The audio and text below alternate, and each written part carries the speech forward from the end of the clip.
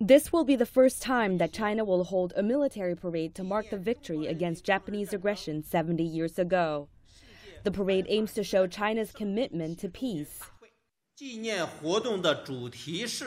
The theme of the event is to remember the history, to commemorate the martyrs, to cherish the peace, and to embark on a brighter future. Chinese President Xi Jinping will attend the event in Tiananmen Square and deliver a speech.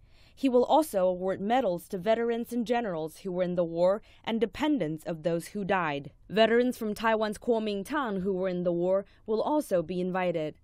The parade will be made up of soldiers from the Navy, Air Force, the PLA's 2nd Artillery Corps, as well as armed police. For the first time, China will also invite foreign military representatives to the parade.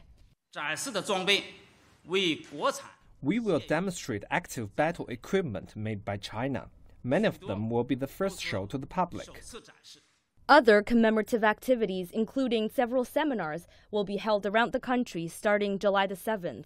That is the date when the War of Resistance against Japanese aggression broke out 78 years ago.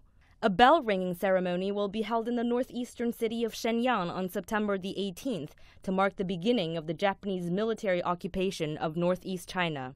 And a memorial ceremony will be held in December to remember the more than 300,000 victims of Japanese atrocities in Nanjing in 1937. Taoyuan, CCTV. This will be the first time China has held a military parade to commemorate its victory in the War of Resistance against Japanese aggression and World War II. China has invited a host of other countries to send representation to the parade.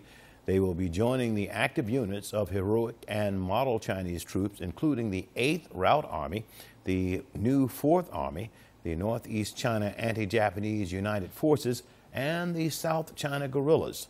The 8th Route Army and the new 4th Army were the two main fighting forces when the Communist Party of China and the Kuomintang Party formed a united front against Japanese invaders in the 1930s. The Northeast China Anti-Japanese Unit Forces were then a regional combination of anti-Japanese forces, and the South China Guerrillas is a combination of all the anti-Japanese forces in the southern part of China at that time. Other Chinese contingents will be made up of soldiers selected from China's 7 military regions. The Navy, the Air Force, the 2nd Artillery Force, and the Armed Police will also participate.